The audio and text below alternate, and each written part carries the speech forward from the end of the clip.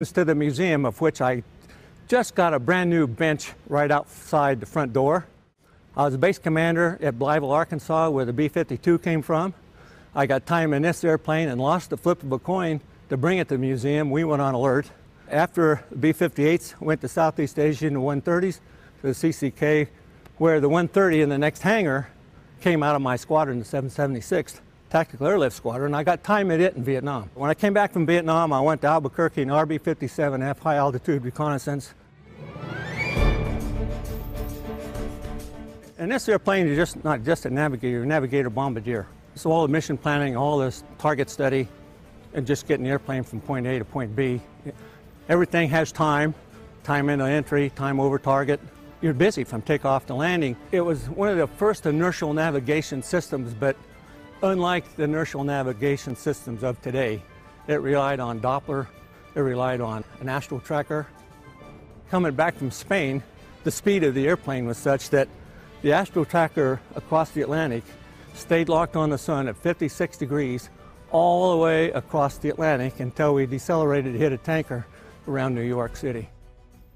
It was an amazing airplane. I used to walk out on alert. I'd go out and watch them in the pattern and just marvel that I was able to be in that thing. It was a hand-picked, selectively manned unit. All the process you had to go through, the selection process. We pulled alert. It seemed like constantly. I was on alert for Martin Luther King when he was assassinated, Bobby Kennedy, when they went around the moon on Christmas Eve, when they landed on the moon in July. At Little Rock and at that time Bunker Hill, now Grissom, we had 20 airplanes on alert. Free world's first supersonic, twice the speed of sound bomber. It set 19 speed records. It was awarded 5 aviation trophies. And if you look at the patch, you'll see the 5 aviation trophies. This particular airplane won the Bendix Trophy. The last in October 1962, it was the last Bendix Trophy awarded.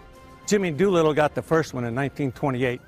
But as the jet engine evolved, more airplanes won the Bendix Trophy, and so this one was actually the last one awarded, and then Bendix stopped the trophy. That's why the SR-71 doesn't have a Bendix Trophy. When the airplane was designed, it was after World War II, Korea. It was still high altitude bombing, and so the idea was to go in fast, drop your bomb, and leave. And so because of the design of the airplane, there's no bomb bay, and that's why the pod is there. There's 2 pods. The big pod that you see is fuel, about 24,000 pounds. And then the upper pod, if you look back there, you'll see some fins on it. About halfway in there is where the warhead is stored. And every day on alert, you had to go out there, pop the door, and you look in there and check your ready safe switch to make sure it's still in a safe position. So when you drop your weapon, that whole upper pod's like a big dart going to the weapon. But now, when Gary Powers got shot down, that changed things. And by the end of 1962, they had made 2 pylons on each side. And at Little Rock, we had Mark 43s. They were 70 kiloton to 1.1 megaton. And the bomb was a 9 megaton warhead that was in that pod. The same as a Mark 53, that big silver one down there. And so now we're low level. Now we have 5 targets instead of just 1. But you know, in this big supersonic, futuristic airplane back in the 60s, 50s and 60s, it was only active duty from 59 to 69. In the cockpit, in case we lost radio communication, there's a string that runs through all 3 cockpits with a little bag, and so you pass notes. Usually it was, hey, I got a roast beef sandwich. Anybody want to trade for a piece of chicken?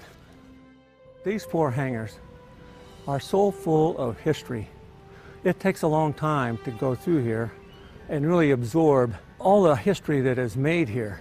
And like I tell people, the airplanes in here, they either set a speed record, they set some kind of an altitude record, they did something special. We're on a special recovery mission. We're all shot up. Everything in here has a reason. The reason we have it was because it was special, and that's why the museum has so many airplanes that have a story to tell. It takes a long time to go through and read all the story. So I try to, when I'm walking around and I see somebody looking at an airplane, I'll say, hey, you know, this is what the airplane did, how it did it, why it did it, and where it did it.